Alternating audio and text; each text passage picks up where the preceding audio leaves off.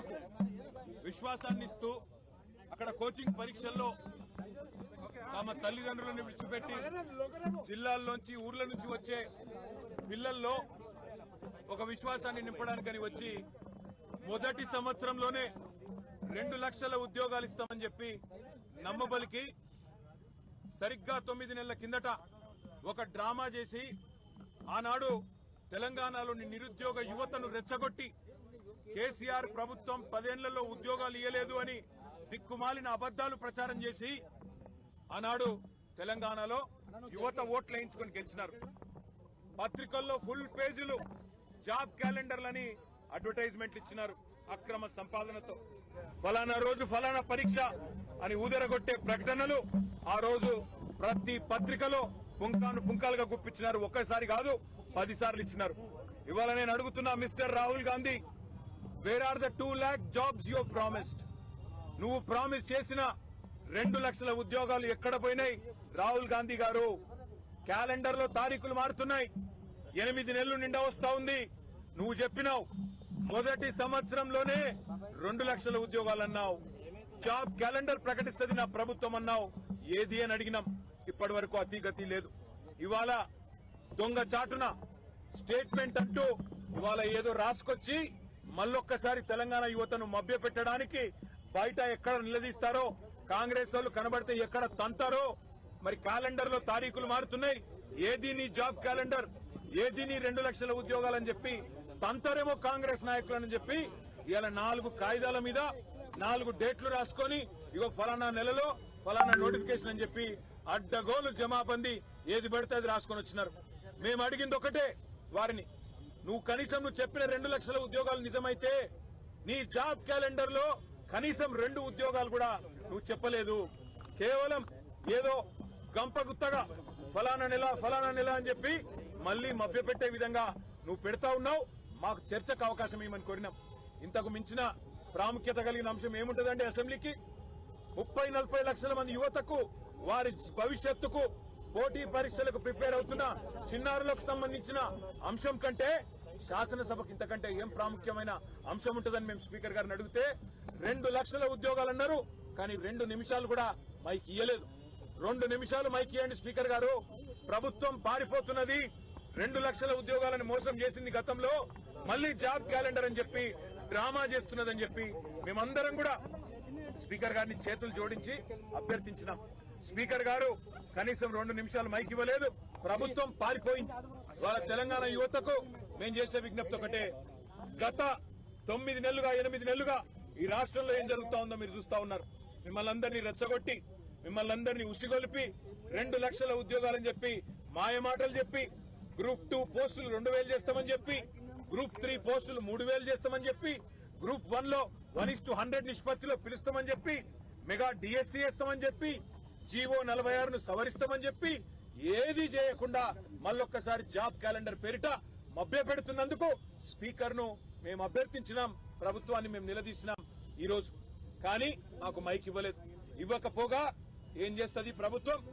మా పార్టీ నుంచి ఇవాళ పార్టీ మారి అనర్హత వేటు ఎదుర్కొంటున్న ఒక ఎమ్మెల్యే, ఆయనకి ఇవాళ మైక్ ఇచ్చి మా గౌరవ శాసనసభ్యులను ఒక గౌరవ సభలాగా నిన్న హరీష్ రావు గారు చెప్పినట్టు అక్కడ మళ్లీ దుర్మార్గమైన పదజాలం, ఇష్టం వచ్చిన మాటలు, ఇష్టం వచ్చిన బూతులు. నేను ఆయన మాట్లాడిన మాటలు నా నోటితో నేను చెప్పలేను. మా అక్క లక్ష్మక్క అయితే పరిగెత్తుకుంటూ వచ్చింది, మనం ఇక్కడ ఉండొద్దు సార్ వెళ్ళిపోదాం, ఇట్లాంటి చిల్లర బజారు భాష మాట్లాడే కాడ ఎందుకు ఉండాలి మనం అని చెప్పి మమ్మల్ని అందరినీ బయటికి, మేము వినలేదు నిజానికి అక్కడ మైకులో తను విన్నది కాబట్టి మమ్మల్ని అందరినీ బయటికి తీసుకొని వచ్చింది. అంటే రేషం గల్ల తెలంగాణ బిడ్డలు ఎవరు ఇవాళ ఆ సభలో అలాంటి చిల్లర బజారు భాష ఏదైతే ముఖ్యమంత్రి నుంచి మొదలు పెడితే దుర్మార్గమైన మా పార్టీలో గెలిచి ఆ పార్టీలో ఉన్న ఎమ్మెల్యేలు వాడుతున్నారో అది భరించలేక తెలంగాణ యువత తరఫున మేము అడుగుతుంటే, తెలంగాణ యువతకు 2 లక్షల ఉద్యోగాలు ఇవ్వాలని మేము అడుగుతుంటే మమ్మల్ని ఆ బజారు భాషలో తిట్టించిన ఈ దిగజారుడు ముఖ్యమంత్రి, ఈ దిగజారుడు దివాలా కోరు ప్రభుత్వాన్ని ఇవాళ అభిశంసించాలి. తెలంగాణ యువత కొట్టాలి. ఎందుకంటే ఎక్కడికక్కడ కాంగ్రెస్ లో నిలదీయాలి. ఏమైంది ఈ 2 లక్షల ఉద్యోగాలను అడగాలి. నేను అడుగుతా ఉన్నా, రాహుల్ గాంధీ దమ్ముంటే రా అశోక్ నగర్, దమ్ముంటే అశోక్ నగర్ కి రా, ఇక్కడికి వచ్చి చెప్పు నువ్వు ఇచ్చిన జాబ్ క్యాలెండర్ కరెక్ట్ అని చెప్పు. రేవంత్ రెడ్డి దమ్ముంటే రా, సెక్యూరిటీ లేకుండా నువ్వు మేమందరం వస్తాం అశోక్ నగర్ కోదాంపా. అక్కడికి వచ్చి ఒక్క పిల్లగాంతో చెప్పి, ఒక్క తమ్ముడితో, ఒక్క చెల్లెతో చెప్పి ఈ 8 నెలల్లో నీ కాంగ్రెస్ ప్రభుత్వం ఒక్క ఉద్యోగం ఇచ్చిందని చెప్పి వాళ్ళతో చెప్పి మేమందరం రాజీనామా చేసి అక్కడనే పెట్టి పోతాం. వాస్తవం ఏంది?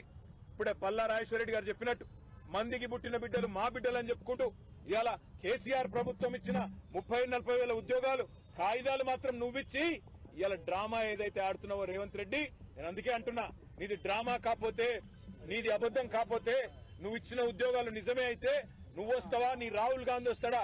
రండి, సిటీ సెంట్రల్ లైబ్రరీకి వస్తారా, అశోక్ నగర్ కు వస్తారా, ఉస్మానియా యూనివర్సిటీకి వస్తారా, ఎక్కడికి వస్తే అక్కడికి రండి.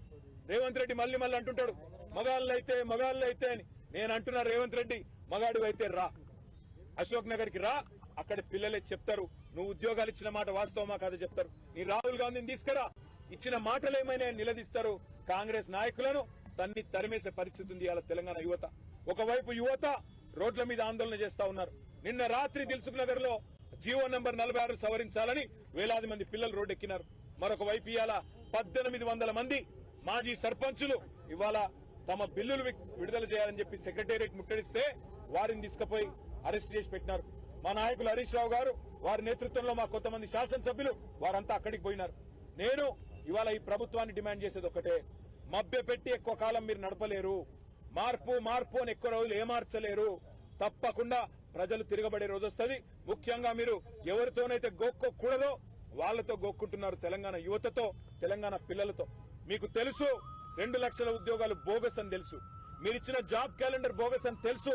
అయినా తెలిసి మళ్లీ పిల్లల్లో ఇవాళ ఉద్వేగాల్ని రెచ్చగొట్టే విధంగా లేని ఒక వాతావరణాన్ని నిర్మాణం చేసే ప్రయత్నం మీరు చేస్తా ఉన్నారు. మీ క్యాలెండర్ బోగస్, అందులో ఉద్యోగాలే లేవు, అందులో తారీఖులు తేదీలు తప్ప ఏమీ లేదు. దాని మీద చర్చ పెట్టమంటే ఇవాళ ప్రభుత్వం పారిపోవడమే కాకుండా సిగ్గు లేకుండా ఇవాళ మళ్ళీ మమ్మల్ని మా ఎమ్మెల్యేలందరినీ కూడా ఒక బజారు భాషలో మా సాటి ఎమ్మెల్యేతో తిట్టించిన వైనం ఏదైతే ఉందో ఇది నిజంగా కూడా ప్రజాస్వామ్యానికి, అందరికీ, ఈ శాసనసభకి ఒక చీకటి రోజు. నిజంగా కూడా ఒక దుర్మార్గమైన పద్ధతుల్లో నిన్న మొన్న మా అక్కలను అవమానించారు.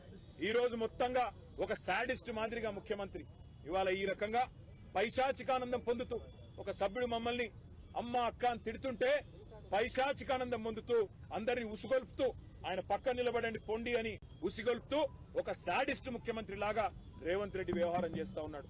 తెలంగాణ యువత తప్పకుండా రేవంత్ రెడ్డికి తగు రీతిలో సమాధానం చెప్తది. దాని టైం కూడా వస్తుంది.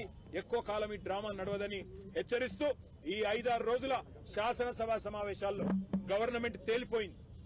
గవర్నమెంట్ లో విషయం లేదు, కేవలం ఊదరగొట్టే ఊకదంపుడు ఉపన్యాసాలు తప్ప ఏమీ లేదని తేలిపోయింది. కాబట్టే ఈ బజారు భాషతో మమ్మల్ని రెచ్చగొట్టి మంచిగా మాట్లాడుతుంటే కావాలని ఉసిగొల్పి ఇవాళ ప్రజల దృష్టి మరల్చే ఒక చీప్ టాక్టిక్స్. ఈయన చీఫ్ మినిస్టర్ కాదు, చీఫ్ మినిస్టర్. ఒక చీఫ్ మినిస్టర్ గా రేవంత్ రెడ్డి ఒక సాడిస్ట్ ముఖ్యమంత్రిగా, పైశాచికానందం పొందుతున్న ఒక ముఖ్యమంత్రిగా ఇక్కడ ఆడబిడ్డలను అవమానిస్తూ, అదేవిధంగా ఎమ్మెల్యేలని బూతులు తిట్టిస్తూ ఇష్టం వచ్చినట్టు ఇవాళ ప్రభుత్వాన్ని నడుపుతా ఉన్నారు, శాసనసభను నడుపుతా ఉన్నారు.